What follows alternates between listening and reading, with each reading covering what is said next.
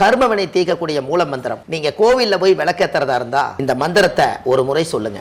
முற்பிறவியில செய்த பாவங்கள் எப்பிறவிக்கும் தொடராமல் இருக்க, இப்பிறவியிலேயே என் தந்தை வழியில் வந்த கர்மாவினை, என் தாய் வழியில் வந்த கர்மாவினைகள், என் தாயுடைய கர்ப்பத்திலிருந்து நான் இந்த பூமிக்கு கொண்டு வந்த கர்மாவினைகளும் இன்றோடு நிவர்த்தியாகட்டுன்னு 5 தீபம் விளக்கேத்தி சாமிக்கு தேங்காய் வளம் பூ மாலை கல்கண்டு வாங்கி அர்ச்சனை பண்ணி உங்க ஜாதகத்தை கொண்டு போய் சாமி பாதத்துல வச்சு இன்னையோட எனக்கு எல்லாம் நல்லது நடக்கும்னு மனசார கும்பிட்டு வாங்க. வாழ்க்கையில அசுர வளர்ச்சிக்கு வந்து. அனைவருக்கு வணக்கம். பாரம்பரிய திருவள்ளுவர் குல வம்சம் பிரசன்ன ஜோதிடர் சுபமாரிமுத்து திருப்பூர்லேருந்து இந்த பதிவு உங்களுக்காக. உத்திராட நட்சத்திரம் 21வது நட்சத்திரம் இல்லைங்களாம்மா? 21வது நட்சத்திரம் எதுக்கு வருதுன்னு கேட்டிங்கன்னா, ஒரு தலைமுறையில் 7 தலைமுறைங்களா, மூவேலு 21 தலைமுறைங்கிறது 21வது தலைமுறை நட்சத்திரம் தான் உத்திராடம். இந்த உத்திராட நட்சத்திரத்தில் யார் பிறந்திருப்பாங்கன்னா சூரியன் திசையில் தான் பிறப்பாங்க. சூரியன் என்பது ஆத்மாக்காரகன்.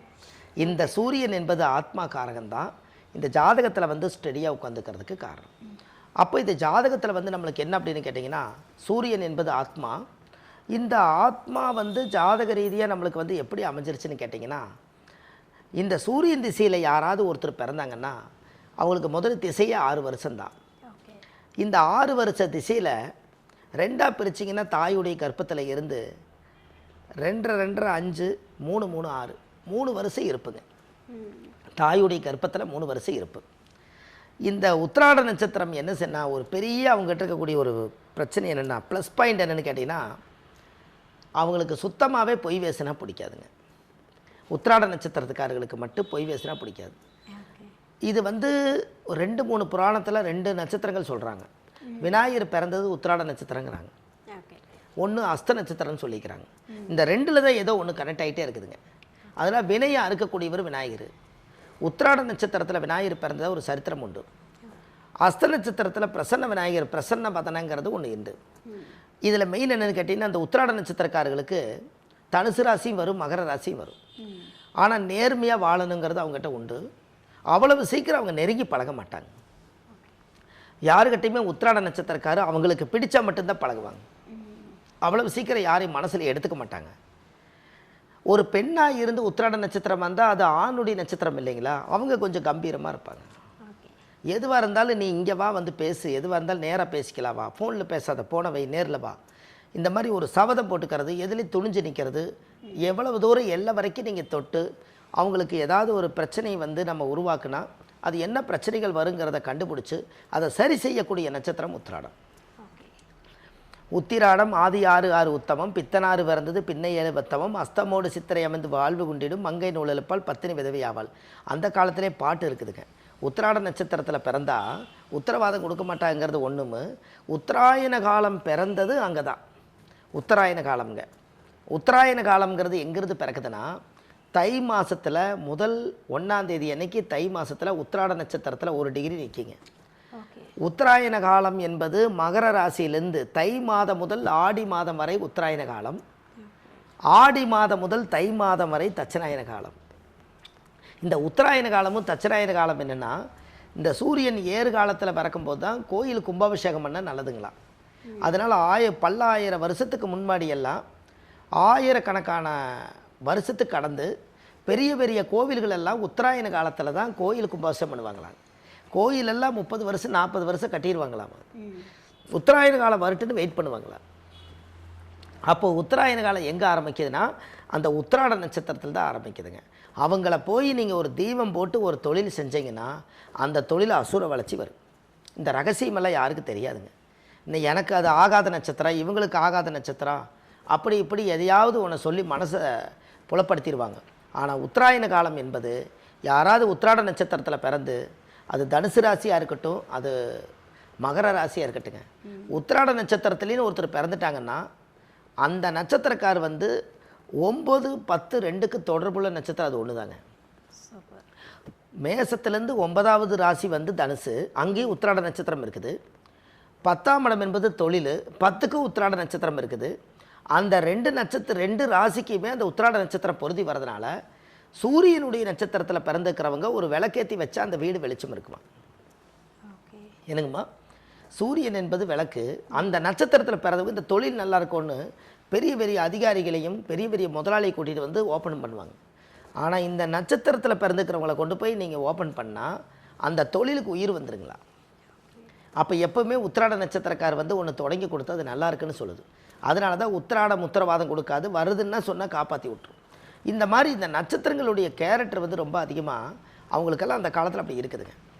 இதெல்லாம் பிறவி எடுத்து வாங்குறதாங்க. இந்த பிறவி எடுத்து இப்போ அடுத்த ஜென்மத்தில் அவர் என்ன நட்சத்திரங்க, உத்திராட நட்சத்திரத்தில் இந்த ஜென்மத்தில் அவர் பிறந்துட்டார். அடுத்த ஜென்மத்தில் அவர் எந்த நட்சத்திரமாக இருப்பார், அதுக்கு அடுத்த ஜென்மத்தில் அவர் எந்த நட்சத்திரமாக இருப்பார், எல்லாத்துக்கும் தெரியாது இல்லைங்களா? அதே உத்திராட நட்சத்திரத்தில் தான் அவர் அடுத்த ஜென்மத்திலேயே பிறப்பாருங்க. அதுக்கு அடுத்த ஜென்மத்திலே உத்திராடத்தில் தான் பிறப்பார். ஏன்னு கேட்டிங்கன்னா ஜென்மத்துக்கு ஒரே நட்சத்திரத்தில் தான் பிறவி எடுப்போம். அதனால தானே உங்களுக்கு கோயிலில் அர்ச்சகர்கிட்ட போய் உங்களுடைய பேர் என்னங்கன்னு கேட்டால் சொல்கிறீங்க, உங்கள் நட்சத்திரம் என்னன்னு கேட்டால் ஒருத்தர் தெரியலன்னா அவர் என்னங்கிறாரு, ஜென்ம நட்சத்திரம் ஜென்ம ராசி நாம தேசியான்னாம் தீர்க்காயில் தீர்க்க சுமங்கலி சித்தியத்தம் சொல்கிறாரல்ல. அது எதுக்கு சொல்கிறாரு? ஜென்ம நட்சத்திரம் ஜென்ம ராசி நாம தேசியான்னாம் எதுக்கு சொல்கிறாங்க? அப்போ உங்களுக்கு என்ன நட்சத்திரமாக இருந்தாலும் ஒரு நட்சத்திரம் தான் பிறந்திருப்பீங்க, அது ஜென்மத்துக்கு அதே நட்சத்திரம் தான். அப்போ ஜென்ம நட்சத்திரம்னு வேறு வச்சிட்டார். இப்போ நான் வந்து ஒரு நட்சத்திரம் பிறந்துக்கிறேன்னா என்னுடைய ஆயுள் காலத்து வரைக்கும் நான் அதே நட்சத்திரத்தில் தான் இருப்பேனுங்க. நான் அடுத்த பிறவி எடுத்தாலும் எனக்கு அதே நட்சத்திரம் தான். Fixed pattern. பேட்டர்ன் வந்து ஃபிக்ஸடுங்கன்னு. நீங்கள் ஒரு நட்சத்திரத்தில் பிறந்திருப்பீங்க, அது அடுத்த பிறவிலையாவது எனக்கு நல்ல நட்சத்திரம் பிறந்து எனக்கு நல்லது நடக்கும்னு நீங்கள் நினைப்பீங்க. அப்படி இல்லை, அதே நட்சத்திரம் தான். உருவம் வேணால் மாறலாம், தோற்றங்கள் மாறலாம், ஆனால் அது மாறாது. அப்போ இது எல்லாத்துக்குமே அந்த காலத்தில் ஜென்ம நட்சத்திரம் என்று பொருள். அப்போ ஜாதக ரீதியாகவே நம்மளுடைய அந்த கர்மா ஜாதகத்தில் எப்படி கரெக்டாக உட்காந்துருக்குன்னு கேட்டிங்கன்னா, நம்மளுடைய உத்திராட நட்சத்திரத்தில் வந்து நம்ம ஜாதக ரீதியாக நம்மளுக்கு இருக்கிறனால அந்த பிரச்சனைகள் வந்து அதிகமாக உருவாகும். அப்போ தெய்வத்தினுடைய சப்போர்ட் எப்படி வரும் அப்படின்னு கேட்டிங்கன்னா, யாரோட சப்போர்ட் இல்லைனாலும் தெய்வத்தோட சப்போர்ட் இருக்குங்க. அப்போ இவர் சூரியன் திசையில் இவர் பிறந்துட்டார், 3 வருஷம் இருப்பு. சந்திர திசை ஒரு 10 வருஷம், 13 வயசாச்சு. செவ்வாய் திசை ஒரு 7 வருஷம். அப்போ 13 ஒரு 7 20 வயசுங்கும் போது இவர் படிப்பு காலத்தை முடிப்பார். ராகு திசை 18 வருஷம். இந்த ராகு 18ங்கும் போது 20 ஒரு 18 38. இந்த 38 வருஷத்துக்கு ஜாதகத்தில் 38 வயசு வரும்போது இவருக்கு ராகு திசை கரெக்டாக முடியும். அப்போ கரெக்டாக பாருங்கள், ராகு திசையில் தான் அவர் கல்யாணம் நடக்கும். சூரியன் திசை உத்திராட நட்சத்திரத்தில் யார் ஒருத்தர் பிறந்தாலும் அவங்களுக்கு பெரும்பாலும் பாருங்கள் 100%ன்னு ஒன்று சொல்லுவாங்க. நம்ம 100%ன்னு சொல்கிறத விட ஒரு 70% ராகு திசையில் தான் அவர் கல்யாணம் நடக்கும். இப்போ போய் நீங்கள் ஜாதகத்தை எடுத்து பார்த்து உங்கள் பிறந்த திசை இருப்பில் இருந்து எடுத்து கணக்கு போட்டு பார்த்தீங்கன்னா 20 வயசுக்கு மேலே ராகு திசை 18 வருஷத்துக்குள்ளே தான் அவர் கல்யாணம் பண்ணியிருப்பார். அவங்களுக்கு குழந்தை பிறந்திருக்கும். அவங்களுக்கு குழந்தை பிறந்ததுக்கப்புறம் பேர்காலம் பார்க்குறது, அதுக்கப்புறம் அவங்க வந்து கர்ப்பமாக இருந்து வளகாப்பு செய்து பிள்ளைகளை கூட்டிகிட்டு போகிறது, இது எல்லாமே ஜாதக ரீதியாகவே நம்மளுக்கு அது அப்படி இருக்குங்க. அப்போ இதெல்லாம் எங்கேருந்து வருது அப்படின்னு கேட்டிங்கன்னா, இந்த ராகு திசையில் தான் இந்த திசை வரும். அப்போது ஜாதகத்திலேயே வச்சு அது கடமையை முடிக்கிற காலம் ராகு. அப்போ ராகு வந்து 20 ஒரு 18 38 வயசு, 38 வயசுக்கு மேலே ராகு முடிஞ்சு குரு 16 வருஷம் வந்துடுவார். 16 வருஷம் ராகு திசை. அப்போ 38 ஒரு 16 54 வயசு வரைக்கும் குரு திசை. அப்போ இவருக்கு சனி மகா திசை தான் இவருக்கு ரிட்டையர்டு வயசுங்க. எப்படிங்கம்மா? சனி மகா திசை இவருக்கு ரிட்டையர்டு வயசு. அப்போ இந்த ரிட்டையர்டு வயசில் ஜாதகத்தில் பெரும்பாலும் ஒரு நல்ல பெரிய லெவலில் வாழ்கிறதுக்கு இது கரெக்டாக பார்த்தீங்கன்னா சனி திசையில் தான் அவருக்கு ரிட்டையர்ட் ஆகிறாரு. இங்கே பாருங்கள் ஒரு ஆச்சரியம், இங்கே உத்திராட நட்சத்திரம் வந்து சூரிய திசையில் நீங்கள் இங்கே பிறந்தீங்க, அப்படியே முடியும் போது சனி மகனுடைய திசைங்க வருது. கரெக்டுங்களாம்மா? ரிட்டையர்டு வயசு வரும் எல்லாமே இந்த 60க்குள்ளே கால்குலேஷன் போடும்போதே இவங்களோட வாழ்வாதாரம் வந்து ஓய்வு எடுக்கிற காலம் வரும்போது இங்கே சூரியன் இங்கே சனியில் முடியுது. சூரிய திசையில் ஆரம்பிக்கிறீங்க வாழ்க்கையை, பிறப்பை ஆரம்பிக்கிறீங்க, ஓய்வு எடுக்கிற காலம் பார்த்தீங்கன்னா கரெக்டாக சனி மகா திசையில் முடியுது. 60-65 வயசு வரைக்கும் சனி திசை இருக்குதுங்க. அப்போ அந்த 65 வயசுக்குள்ளே இவர் வாழ்க்கையில் இடத்தடம் வாங்கி வீடு வாசல் கட்டி மனைவி மக்கள் அமைச்சு குழந்தைகளுக்கெல்லாம் பேர்காலம் பார்த்து கல்யாணம் மூச்சு வச்சு அதுக்கு பேரம்பேத்தி எடுத்து கொடுத்து கடைசியில் சனி மகாதிசை வரும்போது இவர்கிட்ட ஒரு குழந்தை இருக்குங்க, பேரம்பேத்தி குழந்தை. அப்போ பாருங்கள், ஆரம்ப காலத்தில் இருந்து நாம் ஒரு மனிதன் வயசை கணக்கு போடுறோம், இதுக்குள்ளே நம்மளுக்கு எவ்வளவு காலங்கள் நம்மளுக்கு இருக்குதுன்னு பாருங்கள். இவங்களுக்கு ஒரு நம்ம காலம் இருக்கும் இல்லைங்களா, அந்த காலங்கள் வந்து நம்மளுக்கு பதில் சொல்கிறதுனால என்ன ஆகிப்போச்சுன்னு கேட்டிங்கன்னா, ஜாதக ரீதியாகவே நம்மளுக்கு அந்த கர்மா தானே நம்மளை தொடச்சி வருது. இந்த கர்மாவை நம்ம கழிக்கிறோங்க, நம்ம வாழ்க்கையில் நம்ம அந்த கர்மாவை நம்ம கழிக்கிறோம். எப்படி கழிக்கிறோம் அப்படின்னு கேட்டிங்கன்னா, ஒவ்வொரு புண்ணியங்களையும் தானங்களையும் தர்மங்களையும் செய்து அந்த கர்மாவை நம்ம கழிக்கிறோம். அப்படி கழிக்கும்போது தான் நம்மளுடைய பிறப்புடைய கர்மா கழிஞ்சு தான் நம்ம இந்த ஆன்மா புனிதமாகுமா அப்படின்னா பார்த்துக்குங்களேன். இது எல்லாமே வாழ்க்கையில் இந்த உத்திராட நட்சத்திரக்காருக்கு நீங்கள் கேட்டதுனால சூரியன் திசையில் ஆரம்பித்து சனி திசை ஓய்வெடுக்கிற காலம் 60 வயசுக்கு மேலே, அதுக்கு மேலே அவங்க உடம்பு ஒத்துழைக்காது. நம்ம நினச்சிக்கலாங்க 70 வயசு வரைக்கும் கூட நம்ம பாடுபடலாம், 80 வயசு வரைக்கும் கூட பாடுபடலாம்.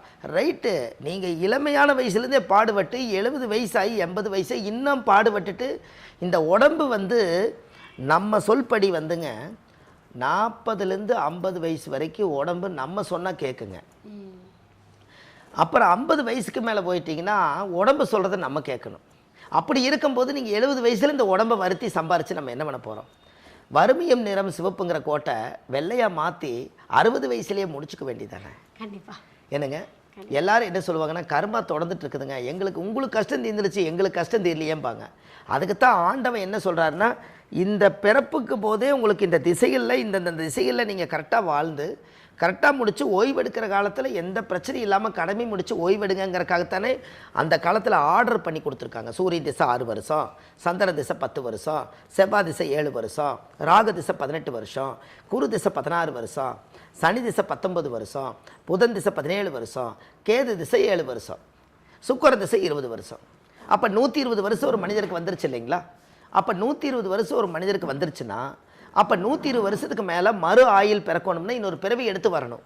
இப்போ இந்த ஆர்டர் படி போயிட்டீங்கன்னா எல்லாமே ஆர்டர் படி தானே வச்சுக்கிறாங்க. 1க்கு அப்புறம் 2ன்னு வச்சுக்கிறாங்க, 2க்கு அப்புறம் 3ன்னு வச்சுருக்காங்க. நான் 3 7 மாற்ற வேண்டாம், 4 5 6 7ன்னு படிப்படியாக போய் வாழ்ந்து காலத்தை கழிச்சிட வேண்டியதானுங்க, இல்லைங்களாம்மா? கண்டிப்பாக இந்த உத்திராட நட்சத்திரக்காரர்களுக்கு கோயில் அமைச்சு கொடுக்குறேங்க.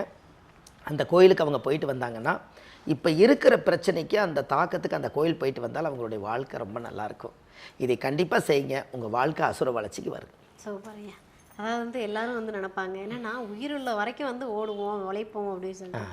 சரி, நீங்கள் சொன்ன மாதிரி ஒவ்வொரு திசையிலையும் இந்த விஷயத்த நீங்கள் கரெக்டாக பண்ணாலே போதும், 60 வயசுக்கு அப்புறமா நிம்மதியாக ரெஸ்ட் எடுக்கலாம் அப்படின்றத வந்து இப்போ பார்க்குறவங்களுக்கு வந்து தெளிவாக புரிய ஆரம்பிச்சு நினைக்கிறேன்.